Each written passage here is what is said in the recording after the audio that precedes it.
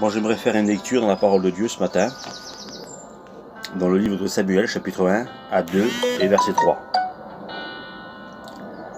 Ne parlez plus avec tant d'auteur et que l'arrogance ne soit plus sur votre bouche. Car l'Éternel est un Dieu qui sait tout, et par lui sont pesées toutes les actions. Ne parle plus avec tant d'auteur, et que l'arrogance ne soit plus sur ta bouche. Car l'Éternel est un Dieu qui sait tout, et par lui sont pesées toutes les actions. On a bien compris que Dieu n'aime pas l'arrogance, n'aime pas les prétentieux. Et dans Isaïe 57, verset 15, il est écrit ceci.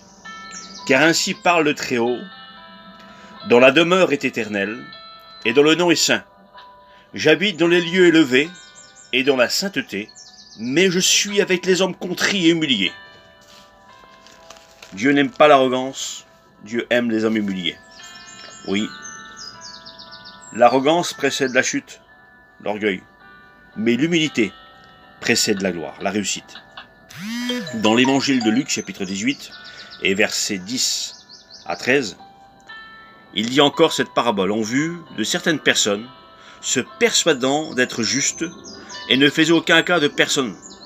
Deux hommes montaient au temple pour prier. L'un était publicain et l'autre pharisien.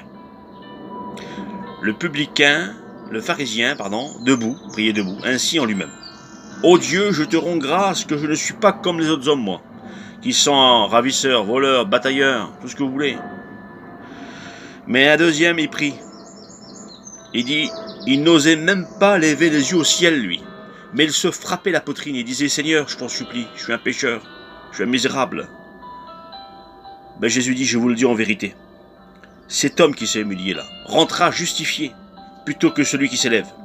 Car quiconque s'élève sera baissé, et celui qui s'abaisse sera élevé. Amen. Voilà les paroles de Dieu, voilà le mot de Dieu, pour nous ce matin. L'humilité.